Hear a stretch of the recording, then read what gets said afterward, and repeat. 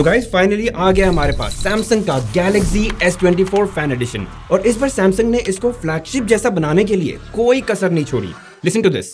देखो दिखने में ये एकदम S24 फ्लैगशिप सीरीज जैसा ही है, बना भी प्रीमियम मटेरियल से है तो एकदम फ्लैगशिप लेवल ड्यूरेबिलिटी मिलती है। सारे AI फीचर्स जो S24 एंड फोल्डेबल्स में आए थे वो भी है। डिस्प्लेस किसी भी प्रीवियस FE फोन से बेटर एंड बिगर है, पहले से और भी ज्यादा बैटरी कैपेसिटी एंड इस बार मच बेटर प्रोसेसर जो फ्लैगशिप Exynos 2400 जैसा ही है। लेकिन गाइस है तो ये S24 का फैन एडिशन, तो कुछ तो कटबैक्स किए होंगे ताकि इसका प्राइस कम हो जाए।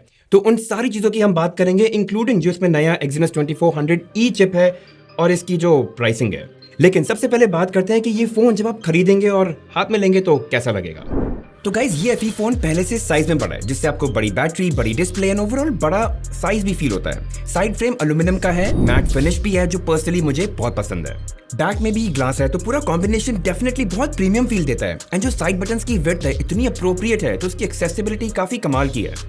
मतलब गाइज आई नो बड़ी छोटी सी बात है, लेकिन यही चीजें ना बहुत मैटर करती हैं आपके ओवरऑल एक्सपीरियंस में। अब देखो गाइज साइज में ये डेफिनेटली बड़ा है तो एक हाथ से यूज करने में ये इतना कंफर्टेबल नहीं होगा, लेकिन फिर आपको बड़ी डिस्प्ले भी तो मिल जाती है, राइट? अच्छा, ड्यूरेबिलिटी स्टैंड पॉइंट से अगर देखा जाए ना, I think it's right up there. जैसे इसमें आपको IP68 water and dust resistance मिल जाती है जो आई थिंक किसी भी फ्लैगशिप में आपको अभी टॉप टियर यही मिलता है। अच्छा, फ्रंट एंड बैक दोनों में आपको मिलता है गोरिल्ला ग्लास विक्टस प्लस, जो आई थिंक S23 FE से देखा जाए तो काफी बड़ा अपग्रेड था, उसमें आपको गोरिल्ला ग्लास 5 मिल रहा था। अच्छा गाइस, कुछ और चीजें, डुअल सिम तो है लेकिन micro SD card storage expansion का ऑप्शन नहीं है। इसमें ई सिम का भी सपोर्ट है एंड स्टीरियो स्पीकर्स मिलते हैं विद डॉल्बी एटमॉस सपोर्ट। लेकिन इसके डिस्प्ले के साइज को लेके ना एक थॉट है मेरा, जो फैन एडिशन सीरीज थी ना एक काफी स्वीट स्पॉट में था साइज वाइज, 6.3 6.4 इंचेस, और एंड्रॉइड की दुनिया में अब ये साइज मिलना बहुत ही मुश्किल हो गया क्योंकि अब ये भी 6.7 6.8 इंच वाले बड़े साइज वाले सेगमेंट में चला गया है।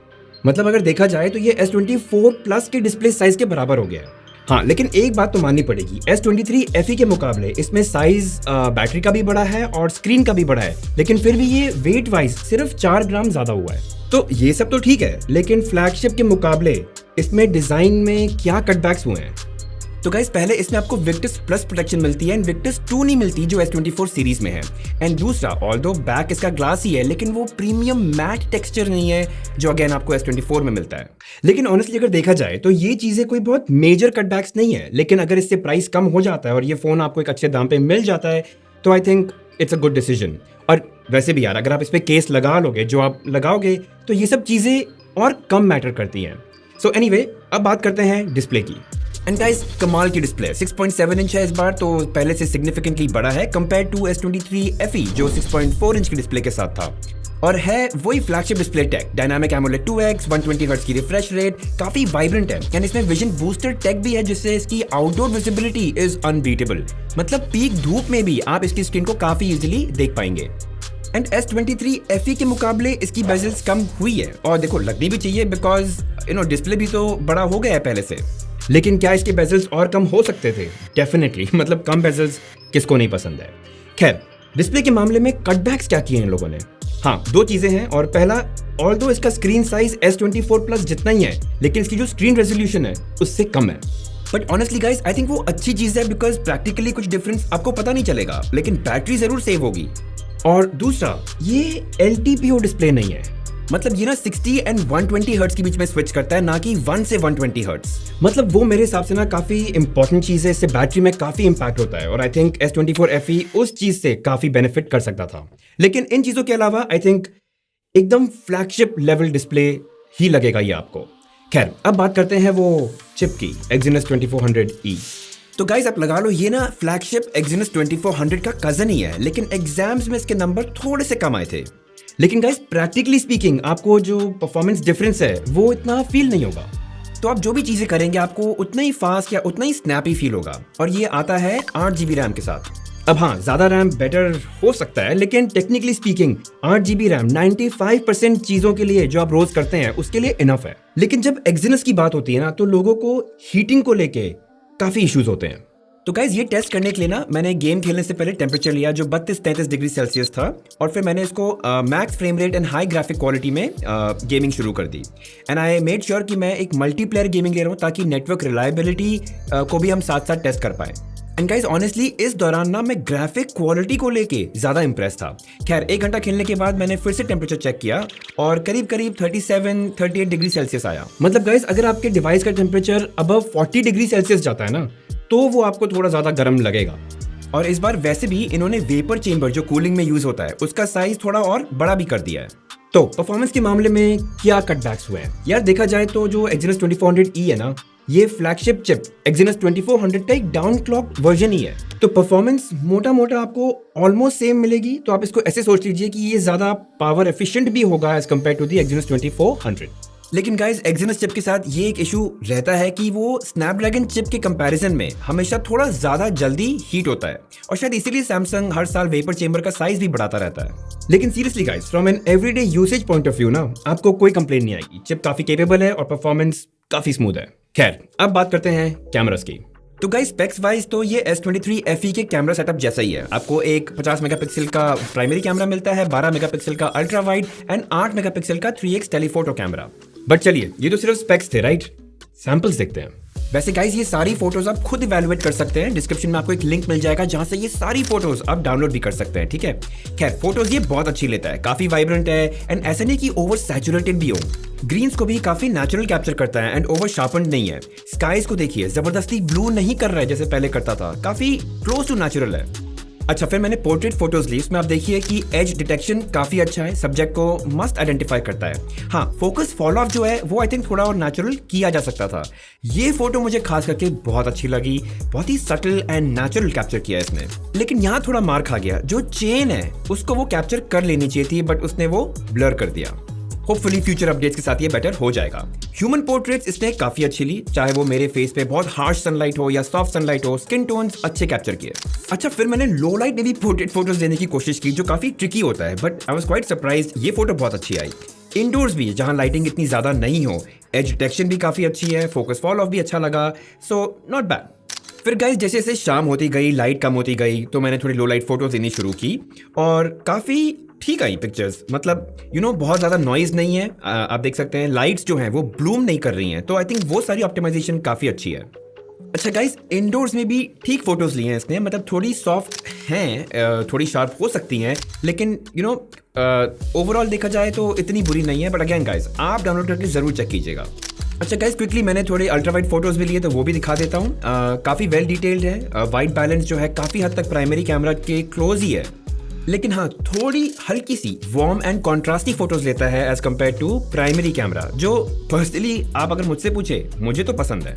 अच्छा फिर गाइज मैंने इसका 3x टेलीफोटो कैमरा यूज किया, ये 1x है और ये 3x है और despite low light I think काफी शार्प आई है। अच्छा और भी जूम कैपेबिलिटीज है, तो कुतुब मीनार की फोटो ली दूर से 1x पे, 3x पे, 10x पे और फिर 20x पे। एंड मेरे हिसाब से गाइज जो 10x तक की फोटो है ना वो काफी यूजेबल है। हाँ 20x तक काफी पिक्सेलेट हो जाती है, लेकिन गाइस जो सेल्फीज थी ना आई थिंक वो बेस्ट आई है। चाहे सनलाइट मेरे साइड से आ रही हो या मेरे पीछे से हो या एकदम मेरे फेस पे ब्लास्ट कर रही हो, इसने स्किन टोन्स काफी अच्छे कैप्चर किए, कलर्स भी अच्छे थे एंड डायनामिक रेंज भी।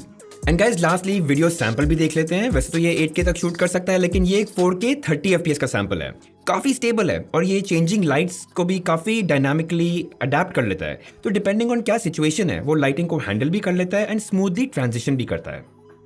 एंड लो लाइट सिचुएशंस में अगर आप देखेंगे लिटिल टू नो नॉइज है। अच्छा ये 4K पोर्ट्रेट वीडियोस भी शूट कर लेता है, जैसे कि आप देख सकते हैं यहाँ पे एक सैंपल है। Again everything is available for download. Alright guys, so this is a video sample shot using the S24 FE using the front facing camera, and this is all in 4K. I'm not using any third party microphone, so this is how it sounds when you use the mics right out of the camera. And it's actually quite dull right now. It's like 5:30 in the evening, so it's not very bright. Whatever you see is what you see. So yeah. और हाँ guys जैसे कि मैंने बोला कि ये अब 8K 30 FPS पे शूट कर सकता है, जबकि S23 FE 24 FPS तक ही कर पाता था।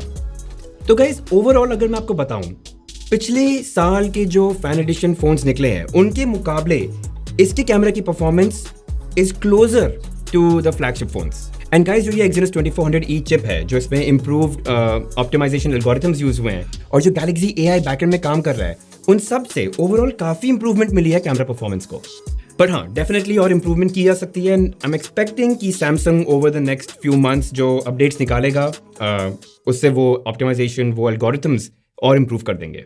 चलिए गाइस, अब बात करते हैं सॉफ्टवेयर की। और आई थिंक इस बार सैमसंग ने बहुत ही अमेजिंग काम किया। इस बार उन्होंने कुछ नहीं छोड़ा।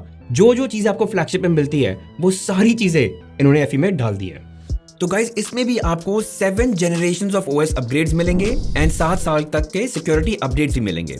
आता है ये एंड्रॉइड 14 के साथ विद One UI 6.1 और सारे सैमसंग गुडीज मिलते हैं गाइस आपको। गैलेक्सी AI के सारे फीचर्स और यहाँ तक कि आपको इसमें सैमसंग डेक्स भी मिलता है।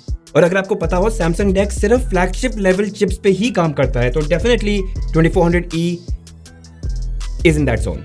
और दूसरी कमाल की बात, जो सारे AI फीचर्स आपको S24 के लॉन्च के टाइम मिले थे और फिर जो फोल्ड एंड फ्लिप में और फीचर्स आए थे, वो सारे फीचर्स इसमें हैं। जैसे सर्कल टू सर्च किया किसी भी चीज़ पे, अगर उसके बारे में और जानकारी चाहिए आपको, स्केच टू इमेज है कि एग्जिस्टिंग इमेज पे कुछ और चीज़ें ऐड करनी तो वो भी कर सकते हैं। लाइव ट्रांसलेट, जिससे आप किसी भी भाषा में किसी और से बात कर सकते हैं फ़ोन पे, या इंटरप्रेटर मोड, जिससे आप सामने खड़े इंसान के साथ भी किसी भी लैंग्वेज में बात कर सकते हैं। एंड ऑब्वियसली वो सारे पॉपुलर लैंग्वेजेस जो हो सकता है आपको ज़रूरत पड़े वो हैं इसमें। एंड सच में गाइस, इसका UI बहुत ही स्मूथ है। आपको बिल्कुल भी किसी भी तरह का कंप्लेन करने का मौका बिल्कुल नहीं मिलेगा। और गाइस, इन चीज़ों के अलावा जो बाकी AI वाले फीचर्स हैं, जैसे transcript assist, photo assist, note assist, browser assist, वो सारी चीज़ें भी हैं इसमें। तो सॉफ्टवेयर फ्रंट में तो मेरे हिसाब से इन्होंने कोई भी कटबैक्स नहीं किए हैं। चलिए अब बात करते हैं बैटरी की। तो गाइस, इस बार आपको मिलती है 4700 mAh बैटरी कैपेसिटी, जो पिछले साल S23 FE से तो ज़्यादा है।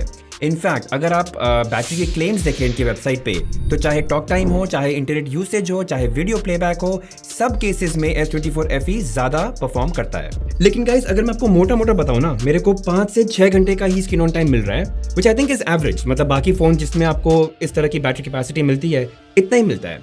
हाँ, सैमसंग फ़ोन्स में एक बात है कि 2-3 हफ्ते बाद या 1 महीने बाद जो इसका AI है वो लर्न करता है आपके यूसेज पैटर्न्स को और बैटरी लाइफ को थोड़ा एडजस्ट करता है। तो होपफुली आधे घंटे और ऐड हो सकते हैं स्क्रीन ऑन टाइम में, अगर मैं बहुत ज़्यादा ऑप्टिमिस्टिक हो रहा हूँ। हाँ, लेकिन अभी भी इसमें आपको 25 वॉट की ही वायर्ड चार्जिंग मिलती है। और मेरे हिसाब से ना सैमसंग को अब तो 45 वॉट्स सारे फोन्स के अक्रॉस कर ही देना चाहिए, मतलब हाई टाइम। अच्छा हाँ, ये वायरलेस चार्जिंग सपोर्ट भी करता है एंड रिवर्स वायर्ड चार्जिंग भी है। तो अगर आपको कोई भी और डिवाइस चार्ज करना है तो आप टाइप सी केबल से इसी फोन से कर सकते हैं। लेकिन एक चीज जो मेरे को थोड़ी वियर्ड लगी, इसका साइज S24 प्लस जितना ही है और S24 प्लस में 4900 mAh बैटरी कैपेसिटी है और इसमें 4700 mAh। सैमसंग अगर साइज सेम था तो सेम बैटरी डाल सकते थे ना। लेकिन अब बात करते हैं उस चीज की जो ये सारी चीजें डिसाइड करता है वेदर इट्स वर्थ इट और नॉट, और वो है प्राइस। और ये थोड़ी ट्रिकी चीज है। Let me explain. देखो, S24 FE निकला है 60,000 के करीब का, लेकिन इसी प्राइस के आसपास आपको S24 for about the same price. तो काफी नेचुरल सी चीज है। आप सोच सकते हैं कि या तो मैं S24 बेस वेरिएंट ही ले लेता हूं, और या आप सोचेंगे थोड़े महीने वेट कर लेते हैं, जब प्राइस घट जाएगा तब शायद ये बेटर डील है। और दूसरा, आप इसको सोच सकते हैं कि ये है तो गैलेक्सी S24 ही, लेकिन with a bigger battery size and a bigger screen size, almost S24 plus की टेरिटरी में।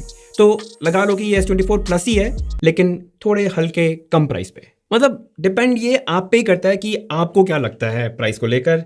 बट हाँ, ये तरीके हैं इसको सोचने के। और हाँ, वैसे कुछ बहुत क्रेजी कैशबैक या ऑफर्स नहीं है, लेकिन Samsung 256GB variant 128GB variant के प्राइस पे ही दे रहा है। तो अगर आप कन्विंस्ड है कि आपको ये फोन लेना ही लेना है, तो काफी अच्छा टाइम होगा अभी लेने का। मतलब ओवरऑल गाइस, मैं ये बोल सकता हूँ कि ये जो फैन एडिशन वाला फोन है ना, ये बाकी फैन एडिशन फोन्स के कंपैरिजन में सबसे क्लोज है टू इट्स रिस्पेक्टिव फ्लैगशिप्स। इसके Exynos 2400E को लेके मुझे कोई कंप्लेंट्स नहीं है, चाहे वो गेमिंग परफॉर्मेंस हो या थर्मल मैनेजमेंट को लेकर हो या कैमरा परफॉर्मेंस को लेके हो। लेकिन हाँ, प्राइसिंग को लेके थोड़ी ट्रिकी सिचुएशन है, और वो जैसे मैंने बोला आपकी श्रद्धा हो गई।